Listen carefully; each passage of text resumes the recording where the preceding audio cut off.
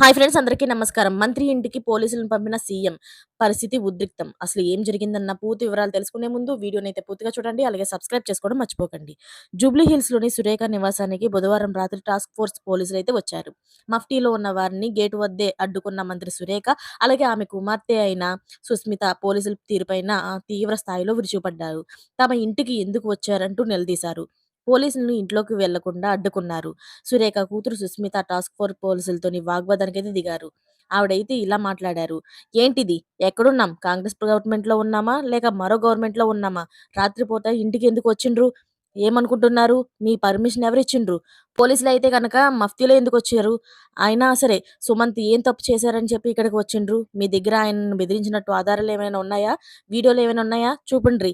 రాత్రిపూట మా ఇంటికి పోలీసులను పంపిండ్రు. ఆ మూలకు, ఈ మూలకు కాపలా పెట్టిండ్రు. ఏంటిది? ఏమనుకుంటున్నారు?" అని పోలీసులతో అయితే వాగ్వాదానికి దిగారు. మంత్రినైన తనకే సమాచారం ఇవ్వకుండానే సుమంత్‌ను ప్రభుత్వం నుంచి తొలగించడం పైన ప్ర మంత్రి సురేఖ ఆగ్రహంగా ఉన్నారు.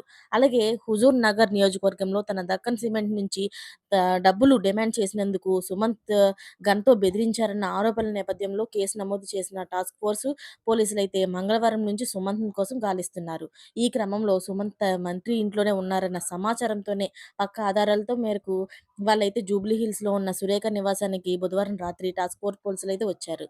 ఇప్పుడు అక్కడైతే పరిస్థితి ఉధృతంగా ఉన్నట్లు తెలుస్తుంది. మరిన్ని లేటెస్ట్ అప్డేట్స్ కోసం ఛానెల్‌ని సబ్స్క్రైబ్ చేసుకోండి. Thanks for watching friends.